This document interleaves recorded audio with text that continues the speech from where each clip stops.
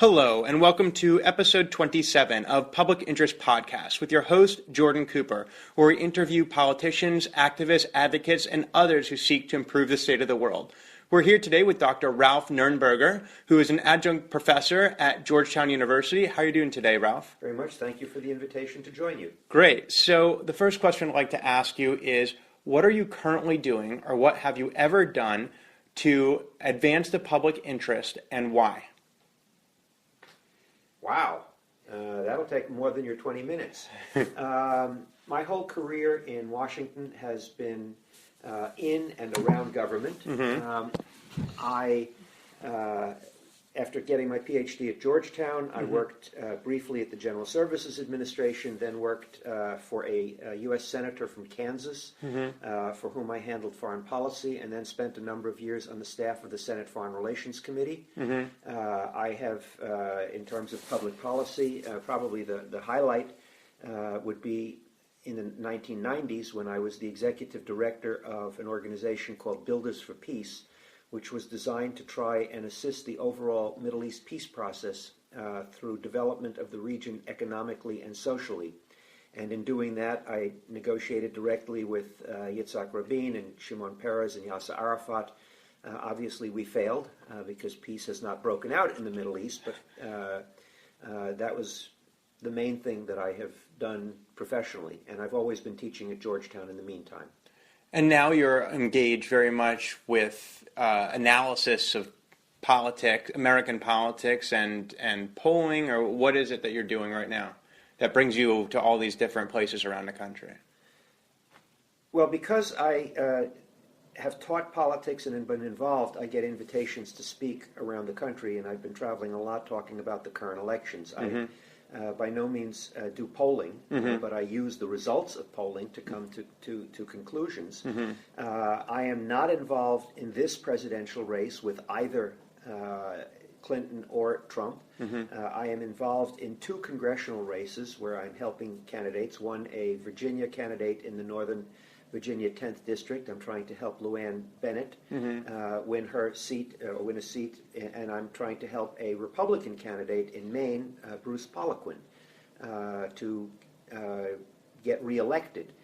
So I'm actively involved politically, but this time not with any candidate. I have been involved in presidential races in the past, most prominently in the 2000 race for Al Gore. And what did you do in that race? I handled or was involved in working on Middle East policy and other foreign policy issues for the Gore campaign.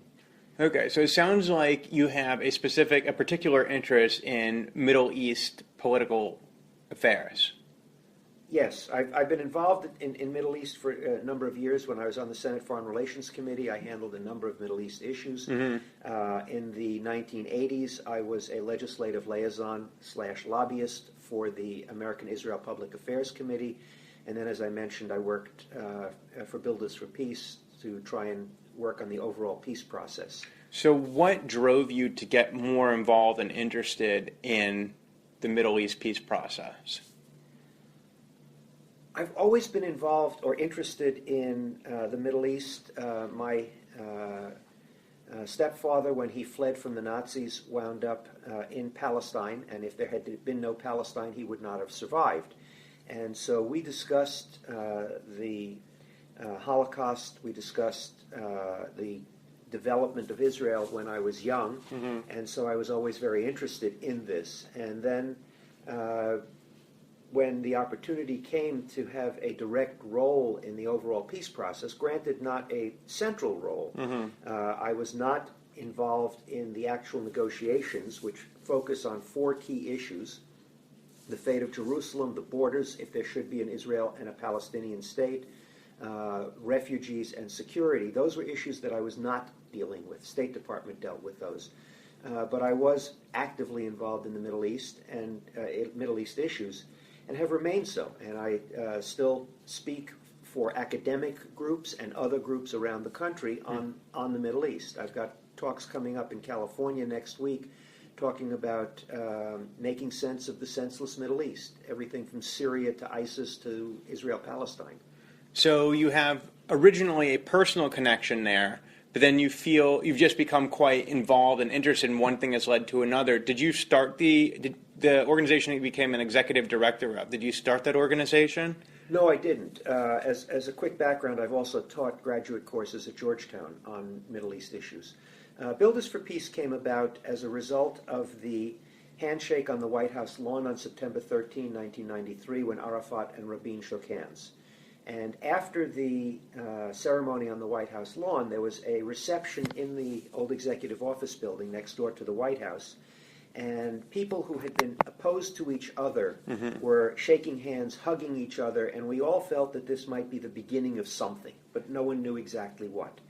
Gore walked into the room a little late and saw the mood in the room and said, how do we take what is going on here, Jews and Arabs who had not been friendly before, hopeful that this might lead to a real peace. And he said, what do we do? And of course, no one had any answers.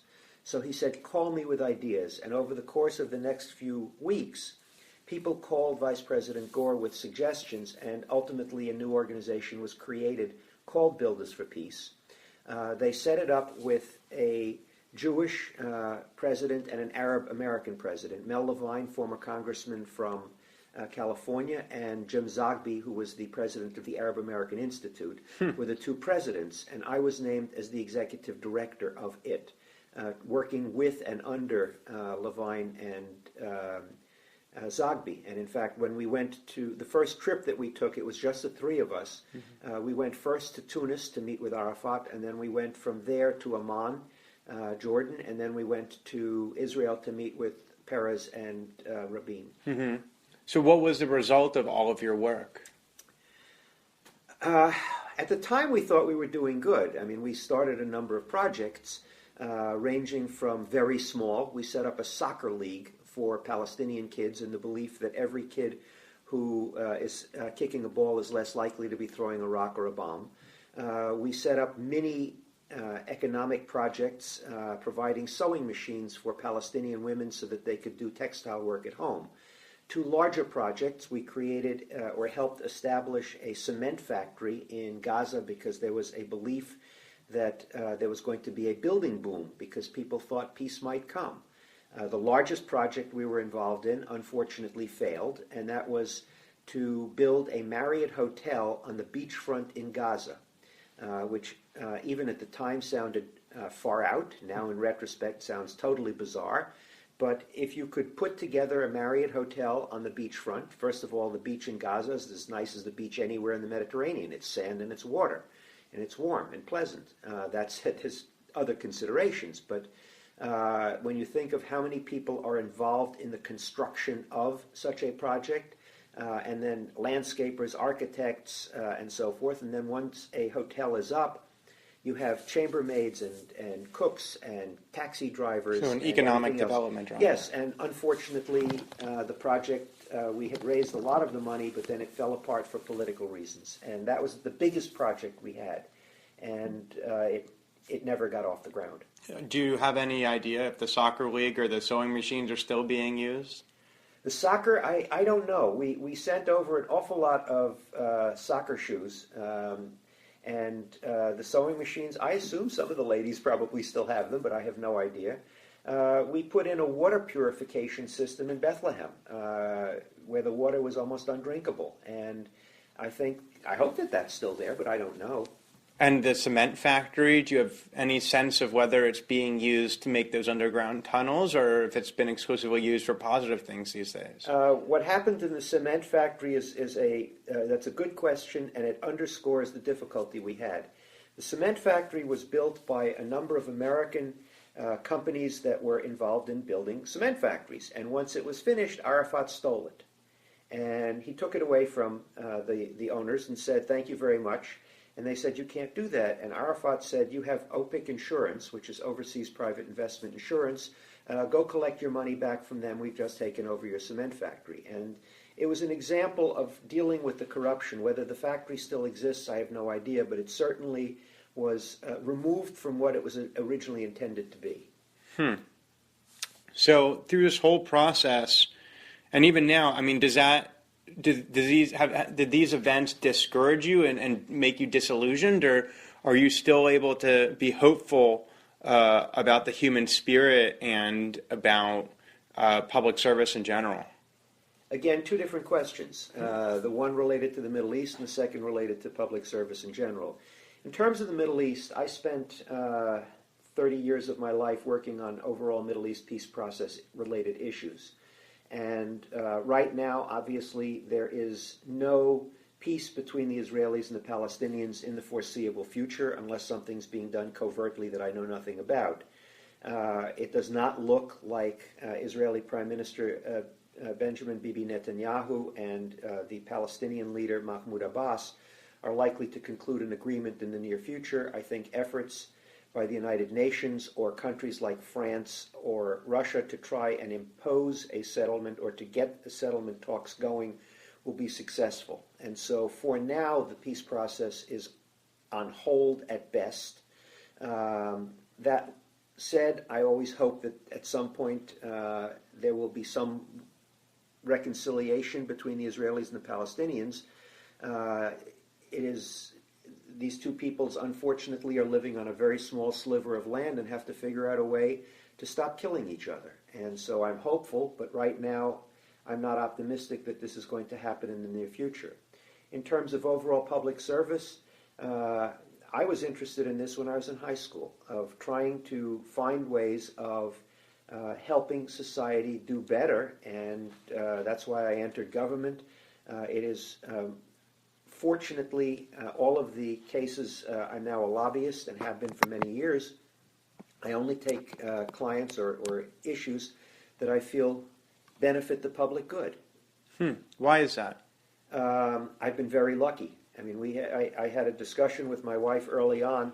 What if we are offered a client that is not in the public good, but is offering us so much money or so many other benefits? Would we take it? Fortunately, we never had to deal with that. I mean, if the tobacco industry or the gun lobby or whatever came to me, they never did. Yeah. So I didn't have to turn them down. Why didn't they come to you? Probably because I'm not very well known, and maybe they knew that I wouldn't take them. But there are so many other options for them. But those are more dominant ones. Every issue or client that I've had, I have investigated beforehand to see if I have a comfort level. And if I have a comfort level with them, then I will gladly do it. For example, right now my main client is the government of Morocco. And the United States relations with Morocco have been and continue to be excellent. Morocco was the first country to recognize the United States in 1776 and was the first country to sign a peace treaty with the United States during the Washington administration. And they have been extremely helpful to the United States. Right now they're very helpful in counterterrorism issues.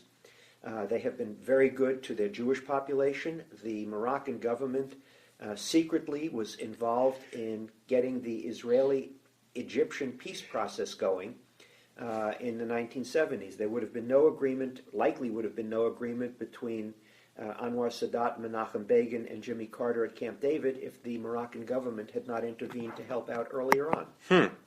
So, with all these different, I don't know, how would you characterize all these different attempts from Carter to Clinton to whoever to foster a lasting peace between the Israeli and Palestinian populations? Would you call them false starts? Would you say that they've led to any sort of progress? I mean, we do have Egypt getting back the Sinai Peninsula, and there has been a stable peace between those two countries.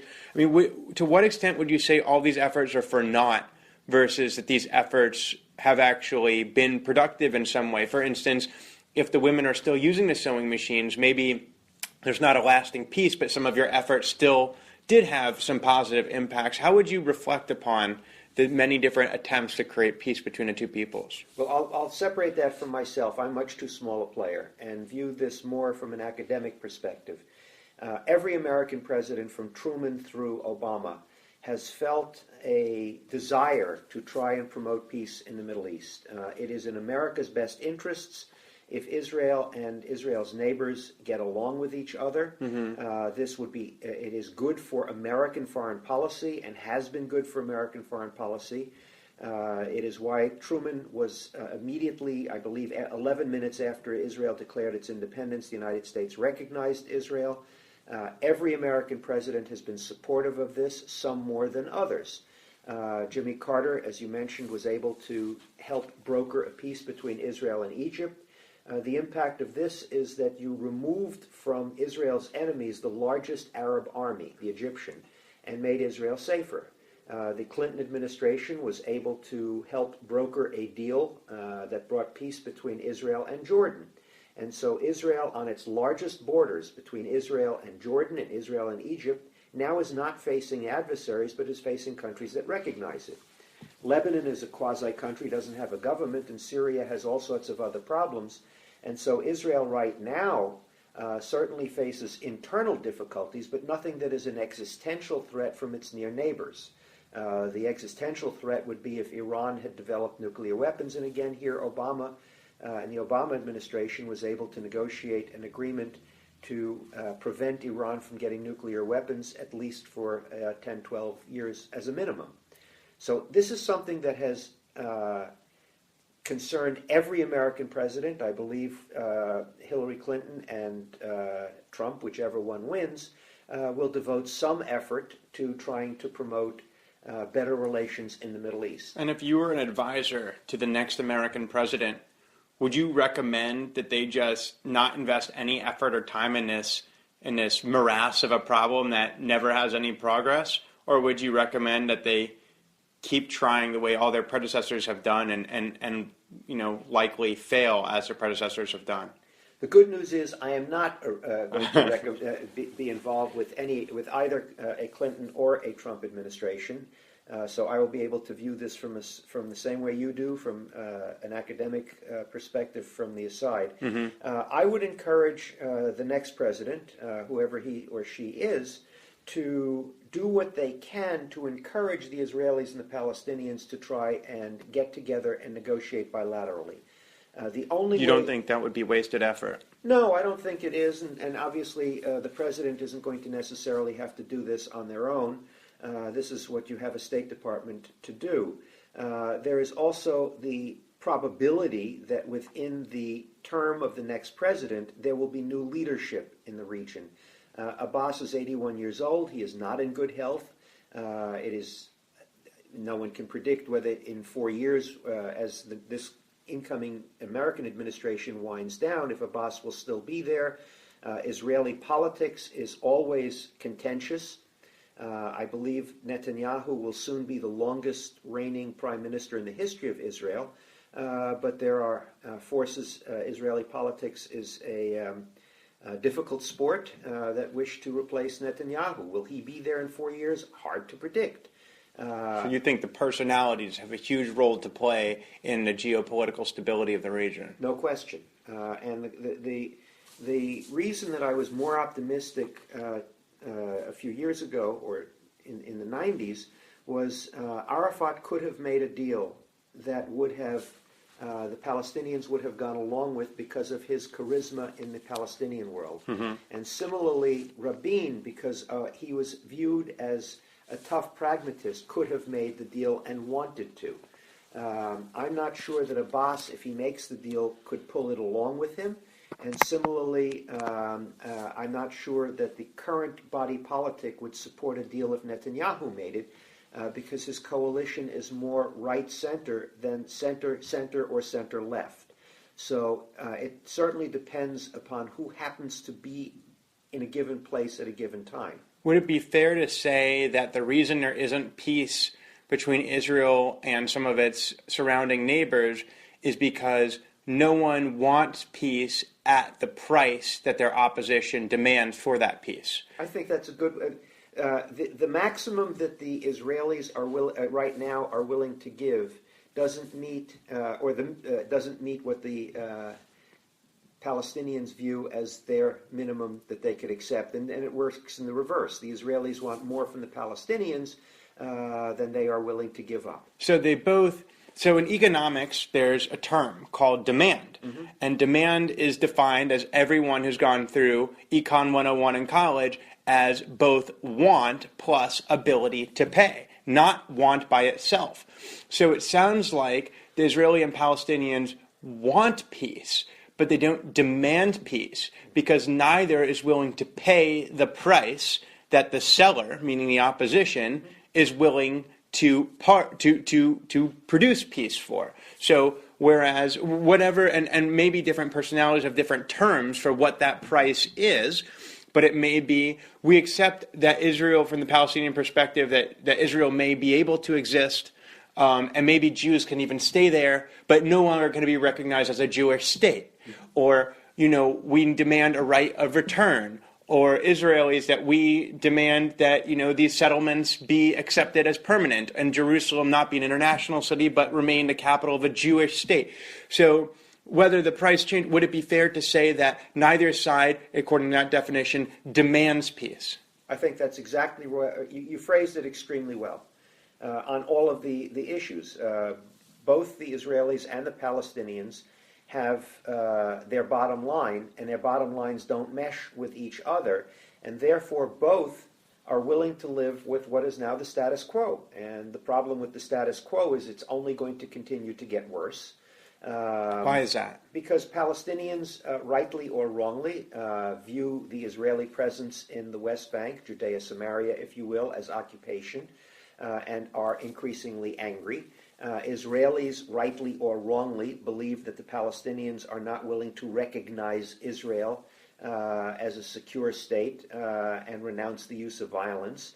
And both sides have no trust in each other, and as every day goes by, there is less trust. It goes to something as simple as education.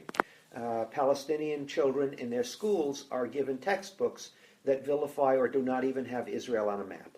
And you need to start educating both the Israeli and the Palestinian people that peace is in their best interest rather than continuing conflict. But unfortunately, right now, continuing conflict, it's at a low enough level, as horrible as this sounds, that people get killed on a frequent or semi-frequent basis, but it's not going to upset the society of the Palestinians or the Israelis. And so both seem willing to live with the current set of tensions and difficulties rather than make the concessions necessary for a broader peace.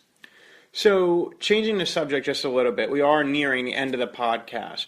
We've talked a lot about place. We spoke about your family coming from Europe over to America. We spoke a lot about locations and the value of land in the Middle East. And we find you going all around the nation for your work. Yet you're located in Northern Virginia in the Washington metropolitan area. Can you tell our listeners a little bit about your neighborhood, your area, and what makes it so unique? Why have you built a home base here instead of Jerusalem or New York or Berlin or any other location in the world? Why a man who has so many global interests, why are you located in the Washington area? Because it's Washington. I originally, when I graduated from grad school, was a high school teacher on Long Island for 4 years. I grew up in New York. Mm-hmm. I came down to Georgetown to finish my doctorate, expecting to stay a year, and the year just never ended. Mm-hmm. Everything that I am interested in, politics, international affairs, works out of Washington. And I don't know what I would do anywhere else. And so it has enabled me to have two careers, one in and around government and one in academia. Fortunately, Georgetown has allowed me to teach. I taught at Georgetown, I think, for 38 years in undergraduate and then graduate schools. Mm-hmm. So it's enabled me to have a wonderful career in life here. And my wife taught special education, children with learning disabilities, for Arlington County for 35 years. And so we've been extremely happy and pleased to live here because of the close proximity to Washington. It's a very livable, wonderful place to live and to be involved politically. So just to wrap up with the one last question, a lifetime of public service. You have been a teacher. You have worked on peace in the Middle East. You have been a lecturer. What is it that drives you? Surely you have given much to pursue this line of work. And even you spoke in your lobbying career, you might have had opportunities to make more money doing something different, but you have a prevailing ethos that has driven your decision making. Can you comment a little bit about what has driven you through all of this to do good, to be ethical? Why is that important to you? That's the basic values that I've learned from my parents and growing up, and fortunately my wife and I share these. And because so much of politics is luck, being in the right place at the right time. And a good note to end on, probably the highlight of my career in the Senate Foreign Relations Committee was being involved in an effort to impose sanctions on Idi Amin's government in Uganda. And the Ugandan government had so destroyed the economy of Uganda that the only source of foreign income was the sale of coffee. And by imposing a boycott on Ugandan coffee, we denied Idi Amin the money to pay his troops, which is why when he was invaded by Tanzania, he was unable to keep his troops going, and the Idi Amin government fell. And fortunately, I was able to play a small role in the sanctions against Amin's government. If you are in politics, if you play a role, you sometimes have the opportunity to do hopefully good. I mean, there are people who do bad, but fortunately, at least from my perspective, I've been very lucky to be in a position where occasionally I've been able to make a contribution. Well, that has been Dr. Ralph Nurnberger, who speaks about a life where he seeks to simply make a contribution and do good as best he can. And even if it's one drop in the bucket, you never know which drop is going to make that bucket overflow. Somebody who has found a calling, who finds great satisfaction in the work that he does, and has always tried to do the right thing as best as he knew at the time. This has been episode 27 of Public Interest Podcast with your host, Jordan Cooper, where we interview politicians, activists, advocates, and others who seek to improve the state of the world. Thank you so much for joining us, and we'll talk to you next time.